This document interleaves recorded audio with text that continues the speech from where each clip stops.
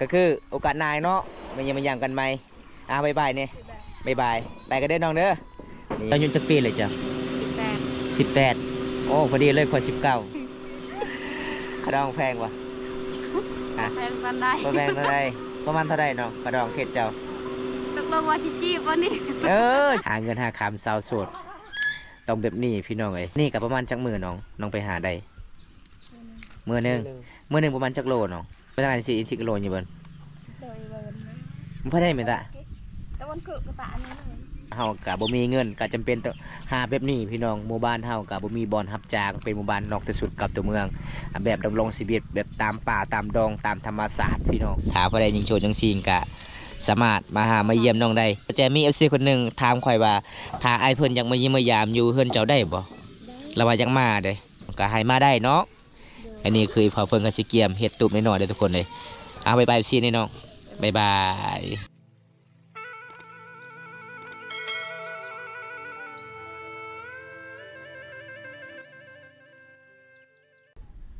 เอากับสบายดีทุกคนสบายดีบรรยากาศยามแรงๆทุกคนเลยมื่อนี้บอมตากะเดินทางหมู่บ้านละปีดพี่น้องโดนเท่านึงได้เดินทางหมู่บ้านนี้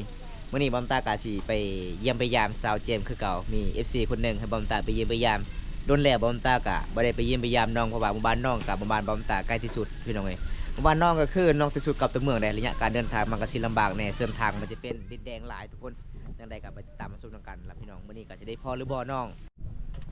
อันนี้ก็เป็นน้องเลยทุกคนเลยเดี๋ยวพ่อน้องแล้วอยู่เฮือนอยู่ศาลเดี๋ยวพี่น้องโอ้เช่นยังนี่น้องแจนสบายดีนี่เลยสวัสดีอ๋อไม่ยังอันนี้น้อง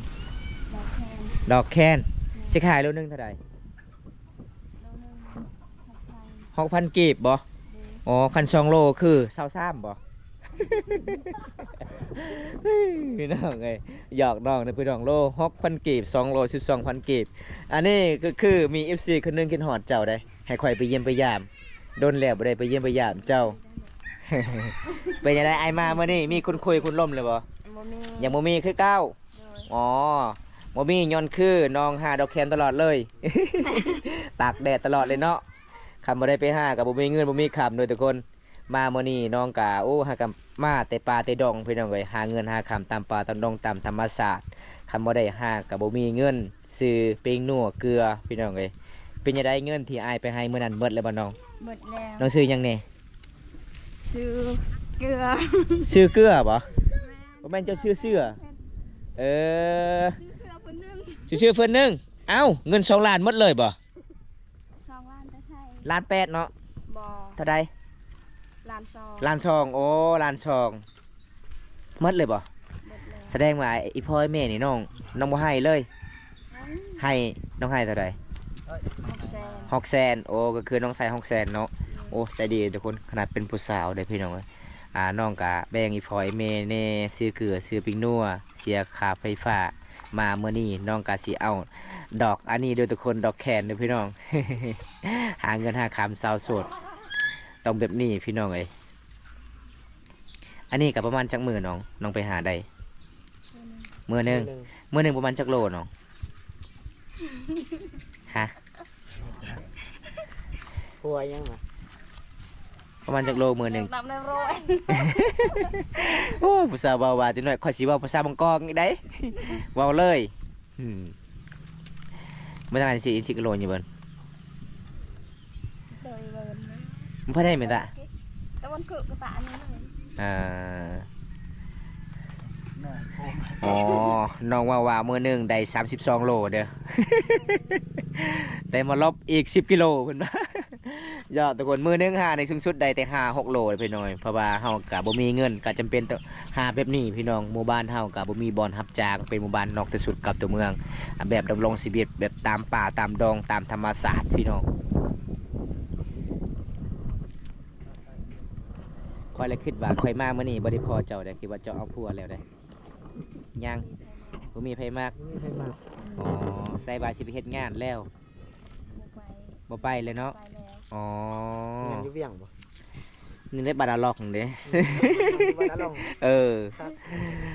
อันนี้เฮ็ดหยังนี่น้องเฮ็ดหยังเพิ่นตุ้มๆนิดหน่อยนะสิเฮ็ดดอกน้องเจ้าบ่โอ้ขะดองดองเอื้อย เมื่อใดเนาะสิมาเฮ็ดคือกัน เอาอันนี้คือซาวแจมนะทุกคนซาวแซนซาวบานละปีดเป็นหมู่บ้านนอกประสุดกับตัวเมืองเมื่อนี้ก็จัดให้ตั้งห้องคอ FC กินหอน้องลาย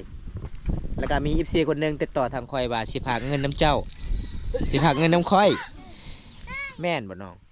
องฮู้จักบ่แต่คอยก็เลยบอกว่าเจ้าติดต่อ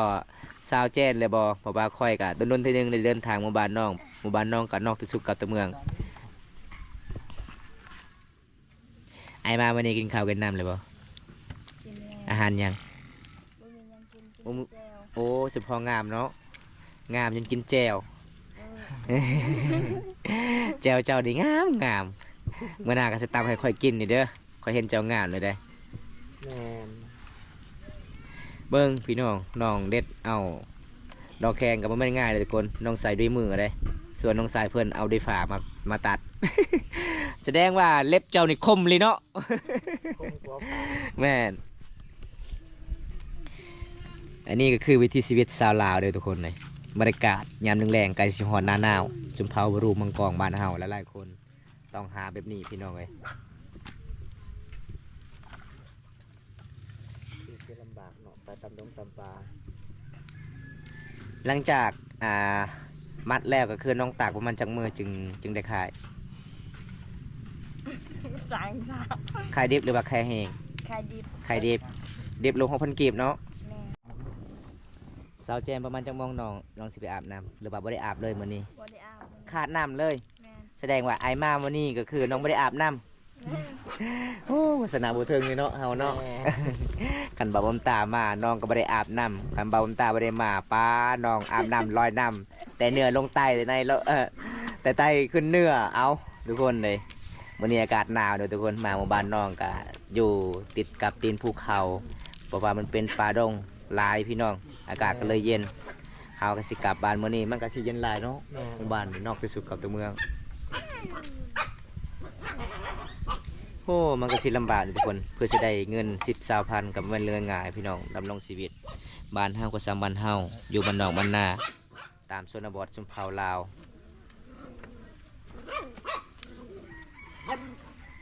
กินได้บ่ทำไมมันกินได้บ่กินได้เนาะ ได้เนาะ อ๋ออ่ะจะกินลองเบิ่งอ่ะ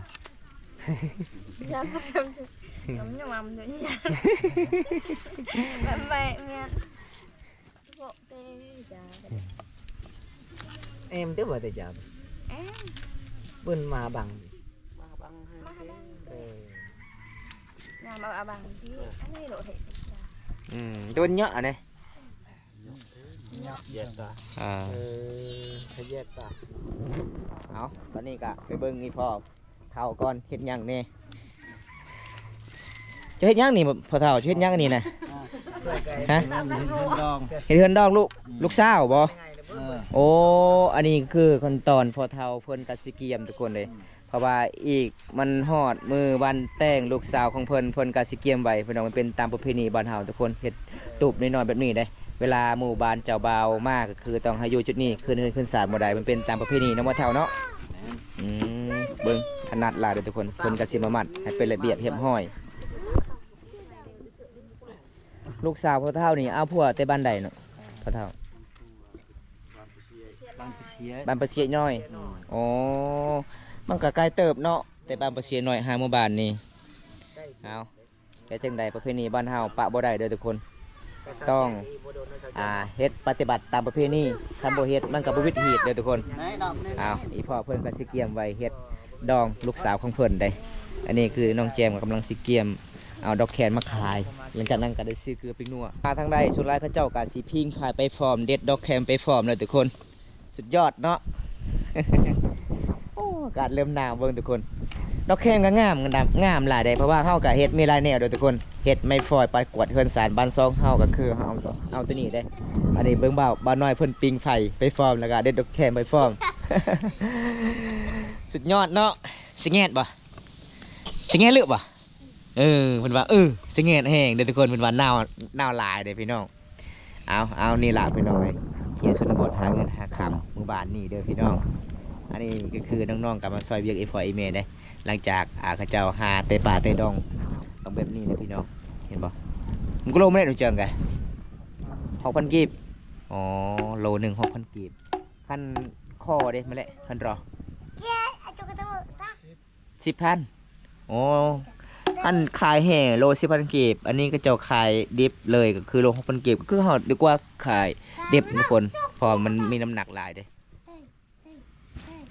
อันนี้จะเป็นบรรยากาศหมู่บ้านละเปียดเด้อพี่น้องหมู่บ้านละเปียดเด้หมู่บ้านละเปียดที่บำตาเคยไปถ่ายสาวแจมสาวจอยพี่น้องหมู่บ้านนี่ทุกคน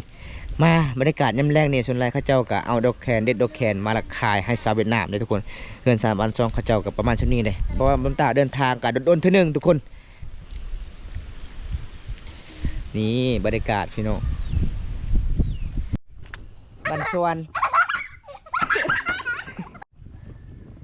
ผู้สาววันนี้มาเจนสบายดีผู้สาว มาที่บ้านได้เจ้านี่ฮะ ปัญจลาน บันจลานทางได้บันจลานนะไปทางนี้บ่ แมน โอ้บันจลานอยู่เมืองนอกเขาบ่น้องแม่นบ่ยังเข้าเมืองนอกหรือว่าเมืองพีนเมืองนอกโอ้บ่เคยไปจักเถื่อเลยทุกคนเลยใกล้บ่เสาแจนตัวนี้หาบ้านน้องประมาณจักหลักน้องหมู่บ้านเจ้า ดักเลย บ่เจอบ่ ไม่จื้อง ามเนาะเจ้าเนาะ มีแฟนแล้วบ่ฮะยังบ่มีเอลี่บ่ยังโสดยังซิงอ๋อเอายังโสดยังซิงเดี๋ยววันหน้ากะขอไปเล่นได้บ่น้องอยู่เฮือนเจ้าบ้านเจ้า ได้นะ ได้เนาะเอา เมียเจ้าหาย บ่มีเมียนี่เมียข่อยนี่เมียข่อยทางนี้ ผู้นี้เลยหาย เอ้ยเอาทุกคนอันนี้เดี๋ยวพอสาวสวยจักบานอย่างเดียวมันตากะบ่จื้อบานทุนจักไปทางใดเพราะว่าน้องกะทางก็มาแต่ไสนี่มาแต่เมืองบ่มาแต่เมืองน้องพุ่นอ๋อไปซื้อหยังซื้อเครื่องเสียดหยังเครื่องนี่น่ะเกี่ยงบุญกินงะบ่ แม่น อ๋อแสดงว่าบ้านเจ้านี่ยังทันกินบุญกินงะเนาะบ้านเฮานี่กินแล้วเด้อทุกคนทางหมู่บ้านน้องก็กินงะบ่แมันกินงะกินงะ กินงะก็คือบุญเปิดประตูเล้าเขาเจ้าท่าพระใดอยู่นี่นะ ตาเอื่อย ท่าเอ้ยเจ้าอ๋อยังเสือเจ้าขี้พุ่นหมันเลยนะมาให้อายปัดมา พี่น้องเอ้ยหยอกผู้สาวเด้อพี่น้องสาวบ้านจะล่างเป็นว่าจะล่างบ่ จะลาด จะลาดโอ้บ้านจะลานทางไหนบ้านจะลานอารานน่าวินน่ะอารานนี่ ลาด วินตรานโอ้บ้านก็บ่จื้อ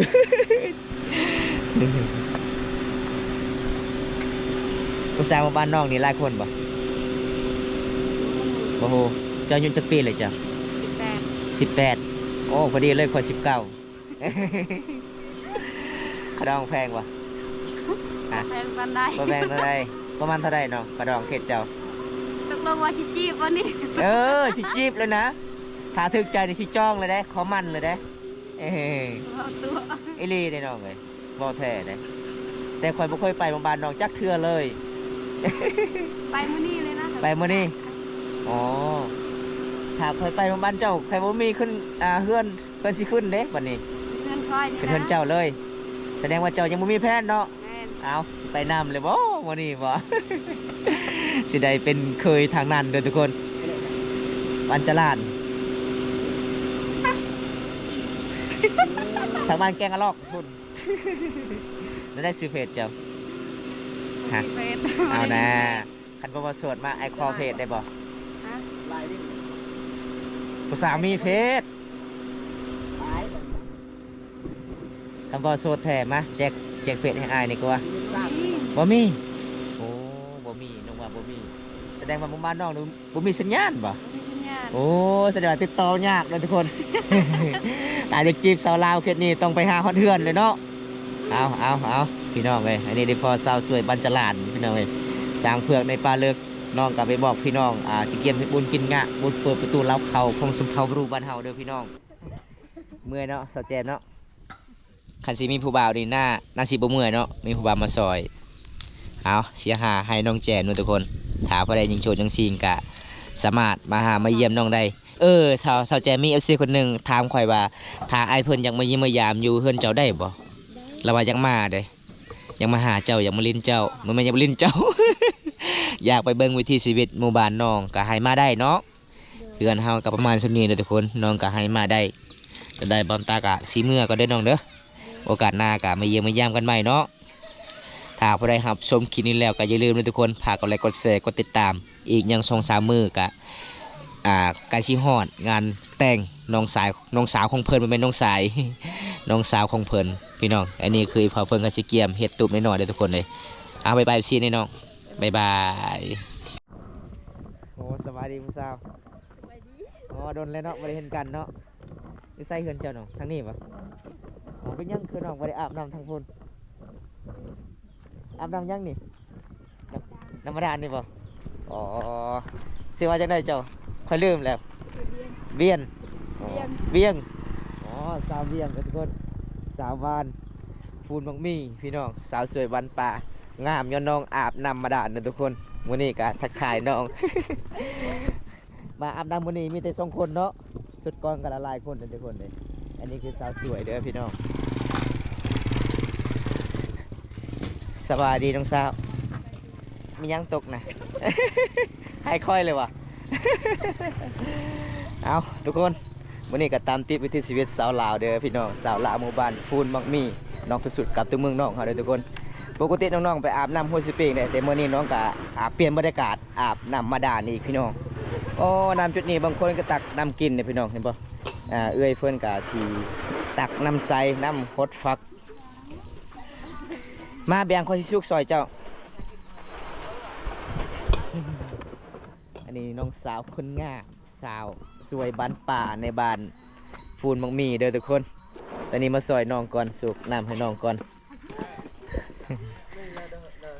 นี่ทำไมต้องได้ยังไงฮะ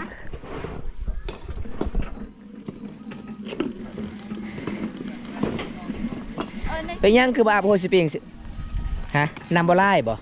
หรือว่าน้ำแห้ง พวกไล่เราให้เนี่ยค่ะ น้ำคั้นโอ้เวลาอาบในคั้นเนาะโอ้ก็เลยน้องกลับมาเปลี่ยนบรรยากาศเอาน้ำมาดานี่ด้วยทุกคนล่างเลยบ่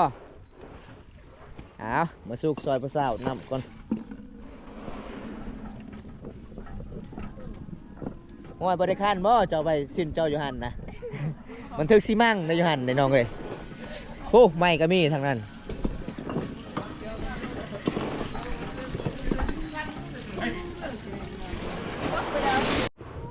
มีแห้งอะไรได้ซอยเจ้ามื้อนี้สุกนะ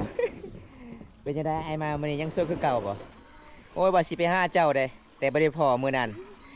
ก็คือโอกาสหน้าเนาะมันยังมาย่ำกันใหม่บ๊ายบายเนี่ยบ๊ายบายไปกันเด้อน้องเด้อนี่ทุกคนอันนี้ก็คือสาวบ้านฟูบังมีเด้อทุกคนบริการยังแรงเขาเจ้ากะไปอาบน้ำจุดนี้พี่น้องปกติน้องไปอาบน้ำ6 ปีแต่มันขัดเนี่ยทุกคนเอาเฮากะสิกลับบ้านละทุกคนเลยเพราะว่าเฮาหลังจากมาแต่บ้านละปีดบ้านอาเลาคุนกีมื้อนี้กะสิเลาะเขตชนบทพี่น้องกะได้พอสาวลาวกะทักทายไปนี่ทุกคนเลยแต่บอมตากะสิกลับเมืองน้องก่อนทุกคนถ้าพอได้รับชมคลิปนี้แล้วกะอย่าลืมฝากกดไลค์กดแชร์กดติดตามฝากเป็นกำลังใจให้บอมตาคลิปต่อไปด้วยพี่น้องคลิปหน้าพบกันใหม่ขอกล่าวคำว่าสวัสดีครับผมบ๊ายบาย